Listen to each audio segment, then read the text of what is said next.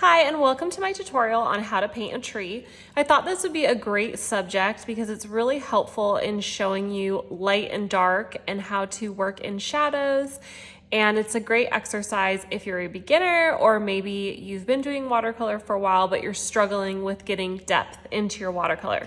So today we're gonna paint this simple tree that I saw on my walk. The reason I chose this tree is because there's good contrast between the light and dark, and I thought it would be a perfect example for us to paint today. Just a quick overview of my supplies. I have watercolor paper. Always make sure it's 140 pounds or 300 GSM or more. And the best watercolor paper is 100% cotton watercolor paper because cotton is used to absorb water. If you get just watercolor paper that's made out of paper or wood pulp, it just does not do the same thing. So cotton is best. I work on a watercolor block. You do not have to do that. Just make sure if you're not working on a block that you tape your paper down, because if you don't, it can warp and buckle. I use 2 cups of water. Since we're doing a tree today, we're mostly going to be working with cool tones, greens, and then the browns are going to be pretty cool. So you don't necessarily have to have 2 cups of water, but I like to do it because I like to make sure that my colors stay really vibrant. You're going to need a pencil just to easily sketch out our tree. And of course, watercolor paints. I have sap green here, hooker's green. I have some ultramarine over here. You don't have to have all these colors. Basically what you need is green and a kind of greenish yellow. So I have yellow over here, and then we're gonna need a darker green, which I'm gonna mix with some of there's indigo here. I'm gonna mix it with some blue to make it a little bit darker. And then of course, some brown tones. And we are going to need brushes, which I just realized I don't have my brushes. So I am going to be using a size 8. This one has a pretty good tip on it, so I could probably use this for the entire painting, but I also pulled a size 4 just in case I need something a little bit smaller. Okay, you guys, let's get started. The first thing we're gonna do is just sketch out this tree. It doesn't need to be perfect. It's just kind of like this round, like on its side oval. So if you feel comfortable, you can start with that shape, but kind of make it a jaggedy edge, because that is what a tree looks like. It's not perfectly round, unless it's one of those, I don't know what those are called, but you know, some gardens, they have the animals shaped into the trees and all that stuff. And I'm just making like some of these come out a little bit further. I'm literally just like squiggling. And then have it come all the way down here. And we're gonna paint our little trunk.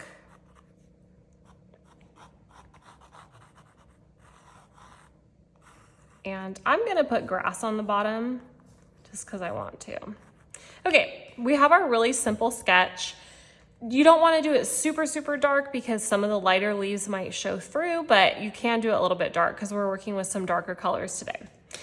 Something that I want to talk about is a very basic rule of watercolor, and that is that you work from light to dark.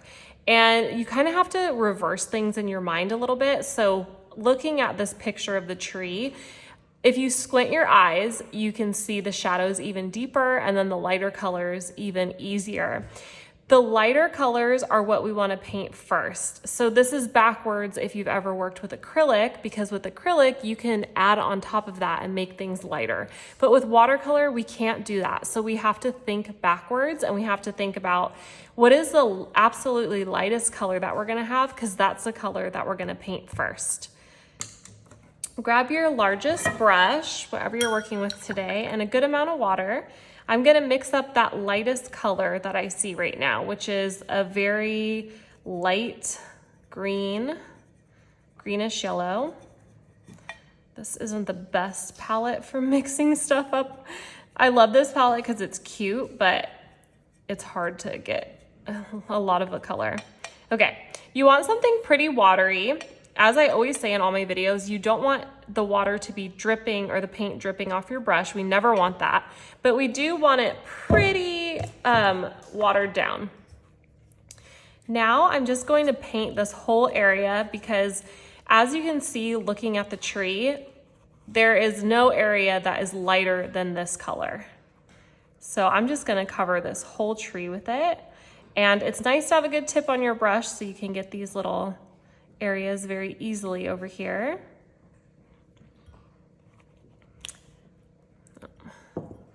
I always have a paper towel because I am a messy painter. All right, you're just adding that nice wash. You should never have puddles on your painting. If you are seeing a puddle, gently tap your brush on your paper towel and get off as much water as possible. And then you could come in and with that dry brush and pick up some of that water if you're finding that you have puddles. A major thing with watercolor, or tenet of watercolor, is to learn how to control your water and how much water you need. Unfortunately, it's hard for me to tell you exactly how much water you'll need. I try to give you little tips, but every location is different. The humidity levels, the heat, they all play a role. Okay, now that I have this base layer down, this is my lightest shade. I'm gonna let this dry for a second. We don't want it to be completely dry, but I can tell that this is pretty wet right now. So if I were to come in, I'll just show you guys, come in with a darker color, it's really gonna bleed a lot. And I don't want it to bleed too much right now. I do want it to bleed a little bit, but not too much right now. So I'll just lightly blend that in right now. Okay, while we kind of wait for this to dry, I wanna talk about painting trees, or really painting anything with watercolor. If you were painting a bird, you wouldn't paint every single feather on that bird. The same thing is true with a tree. This tree has hundreds of thousands, probably millions of leaves on it. But we aren't going to go in and paint every single leaf. We might want it to look realistic, but this really won't help us to get a realistic look if we paint every single tiny leaf. What we want to do is we want to get the general feel of this tree. And to do that, we have to focus on shadows. The shadows in the tree are going to make the rest of it kind of pop out and make it seem three-dimensional. And how we're going to do that is now we're going to come in and grab like a mid-tone green. So not as light as this, but not as dark as our darkest shadows. And make sure your brush isn't overwhelmed with paint, but I'm just gonna start poking it in. And it is wet still, but it's not so wet that it's gonna bleed everywhere. And where I see a mid-tone green, I'm just gonna add that color in.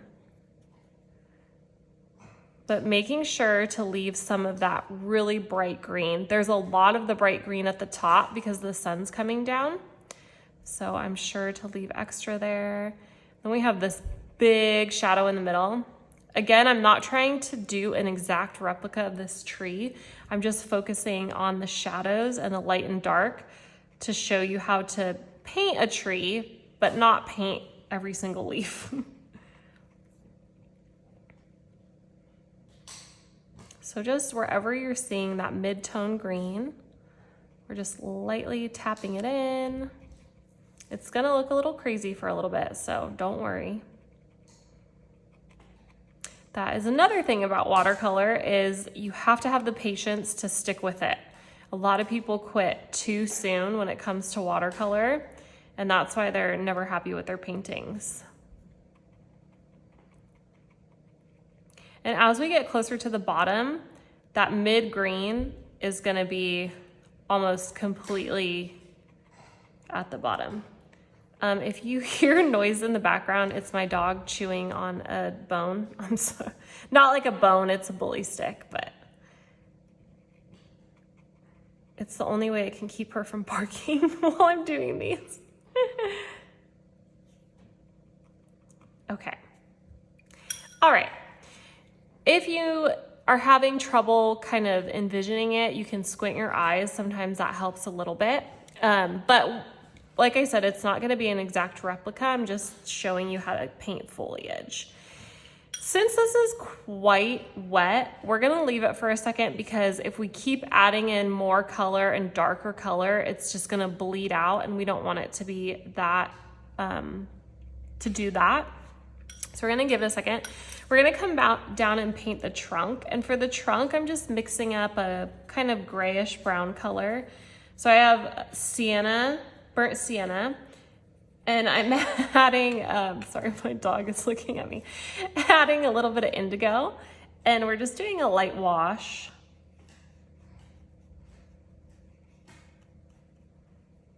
The tree trunk kind of looks gray in a way, and it's okay if you touch it up here and it bleeds a little bit. Sometimes that's a nice look because it makes it look like they're coming together. And while the bottom's still wet, I'm gonna grab some of that mid-tone green and just lightly put in some grass down here.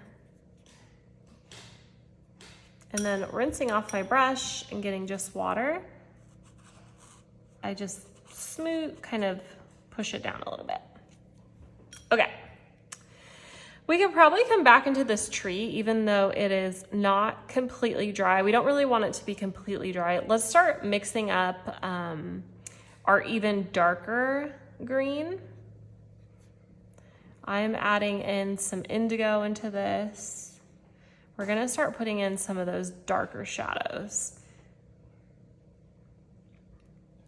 And it is going to bleed, and that's okay.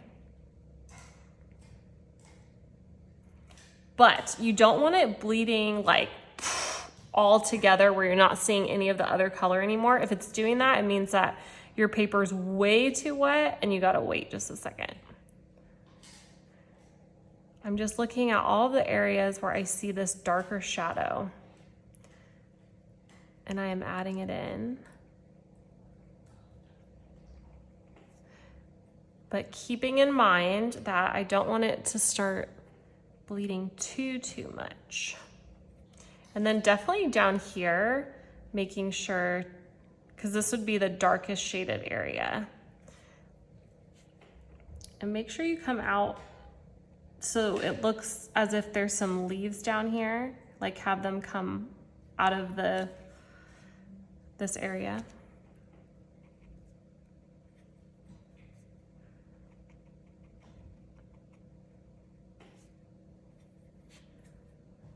Darker, there's a big dark spot here.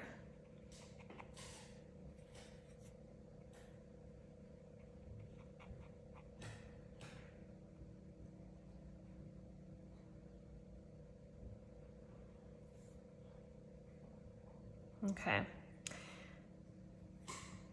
Let's keep going.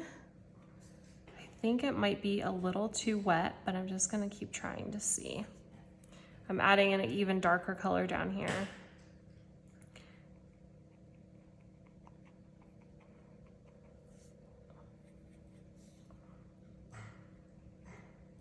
Then some up here. And I can see that it's maybe starting to bleed just a little too much. So I'm gonna leave it just for a second. And okay, we can see right here, this was so wet. What I'm gonna do is just rinse off my brush and then dry off my brush and make sure I don't have green on it. And I can come in here and just get it up like this. And then I'll come back in when it's dry and I can add the brown back in. While this is drying, we can come down here and work on our lovely little grass. Just grabbing that mid-tone green again because this turned into a really light wash. And just with the tip of my brush, just lightly putting in some grass blades. It is still wet, so it's gonna bleed a little bit.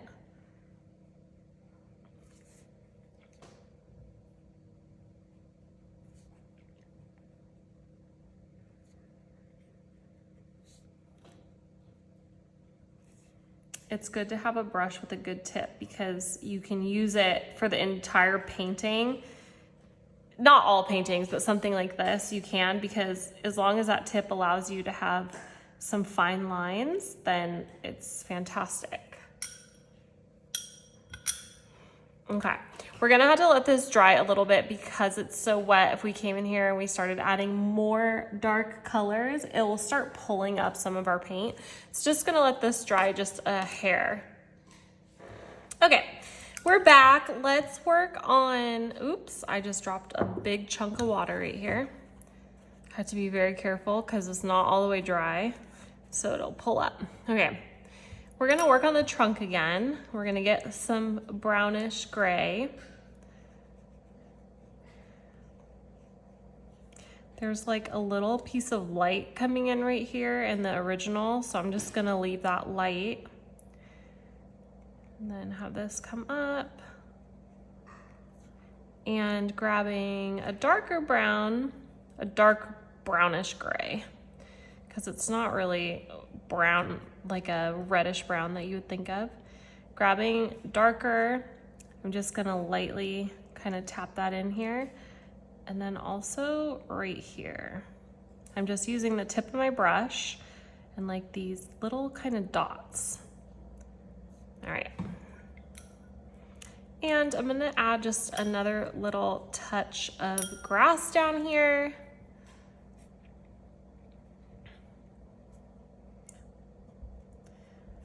My main lesson that I want you to learn in this painting tutorial is that shadows are really important in watercolor artwork. I mean, they're important in every piece of artwork if you want to make it look realistic, but they're really, really important when you're doing watercolor paintings because you kind of have to play the shadows up to trick the viewer's eye into seeing depth. And then one last thing I'm gonna do here is I'm gonna grab an even darker brown. So maybe mix a little of this indigo in here. And I'm just gonna put a line on this side and coming down here. It's still wet. It's gonna bleed nicely. Sometimes you gotta help it a little. All right, that looks good. Now I'm going to grab the darkest value of green. Look, can't talk. I'm mixing some indigo in there. I really want it to be pretty dark. And loading up my brush, just gonna start tapping some of that in down here. Now that it's quite dry, it's not going to bleed like it did before. So I'm gonna be careful and making sure I'm leaving some of that lighter color underneath.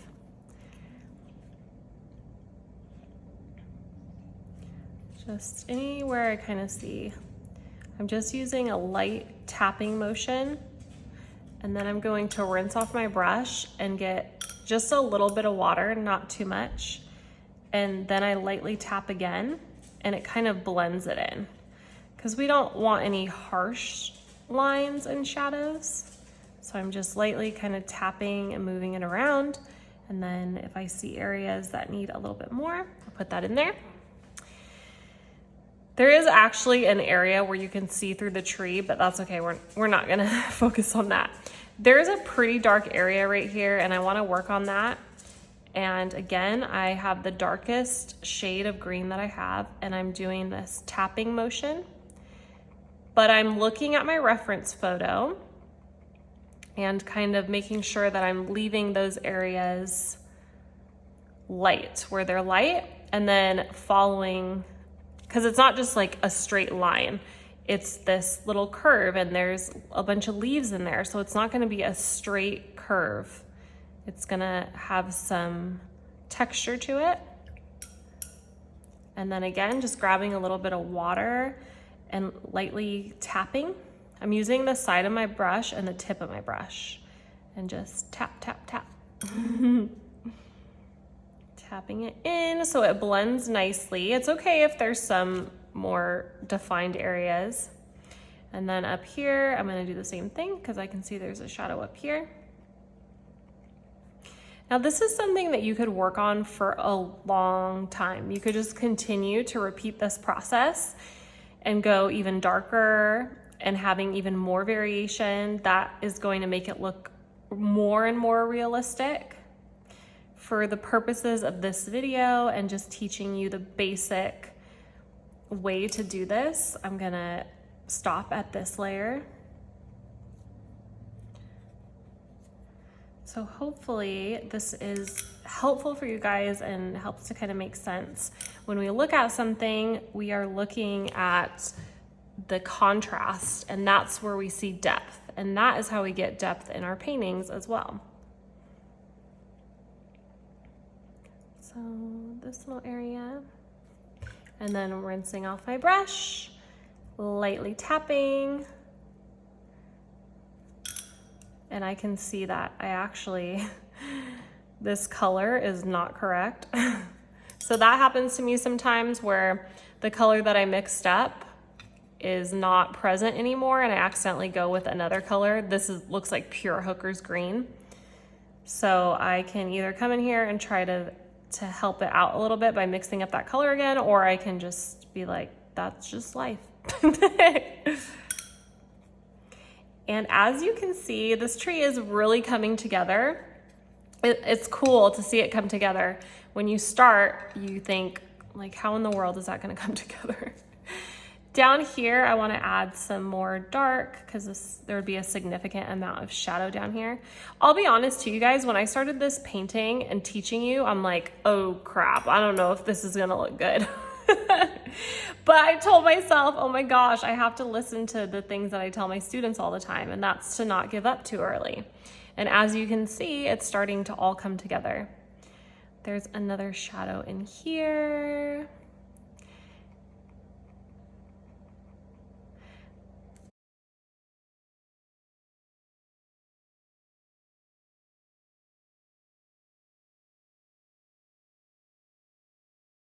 Okay, I guess I switched to my size 4 and didn't even realize it, so I apologize, you guys, if I didn't tell you that I switched to my size 4. We're just gonna continue coming in here. And another thing you can do is if you've realized that you need to add in another layer of a mid-tone, feel free to do that. I am just working from light to dark like I told you guys to, but if you're over here thinking, oh wow, this kind of needs a mid-tone here, then you can do that. Another way is you can just use the water to kind of guide it.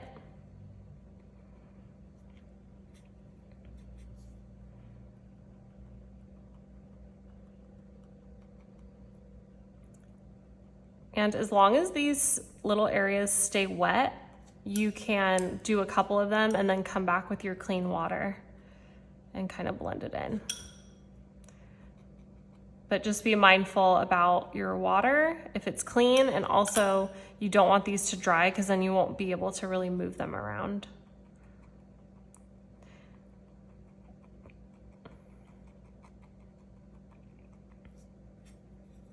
And I'm just about out of paint over here. I'm gonna add some darker shadow down here again, maybe even darker. There's a dog hair, of course.